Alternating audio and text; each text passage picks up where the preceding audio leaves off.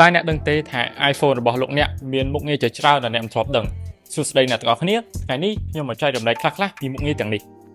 សម្រាប់មុខងារ copy និង translate ជាមួយនឹងកាមេរ៉ាដែលលោកអ្នកគ្រាន់តែចូលកម្មវិធីកាមេរ៉ារួច hold ឲ្យ focus ទៅលើ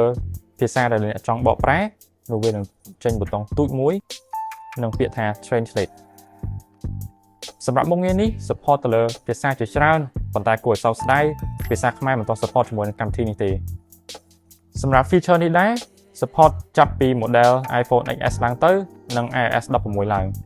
អត្ថប្រយោជន៍របស់មុខងារនេះគឺផ្ដល់ភាពងាយស្រួលទៅដល់បងប្អូនដែលចូលចិត្តធ្វើដំណើរទៅប្រទេសក្រៅវាជួយបកប្រែផ្លាកសញ្ញាតាមដងផ្លូវឬក៏ simply ម៉នុយម្ហូប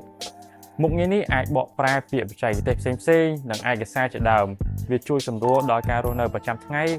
ដោយបកប្រែទៅលើ nutrition ម្ហូប label ឬមួយក៏ packaging ជាដើមមុខងារនេះអាចប្រើប្រាស់ offline បានដោយលោកអ្នកគ្រាន់តែ download ភាសាទាំងនោះដាក់ចូលក្នុងទូរស័ព្ទរបស់អ្នកជាការស្រេចជាចុងក្រោយខ្ញុំសូមអរគុណទៅដល់លោកអ្នកដែលបានទស្សនាវីដេអូរហូតមកដល់ចប់និងជួយចុច like និងចែករំលែកវីដេអូនេះឲ្យអ្នកផ្សេងបានទស្សនា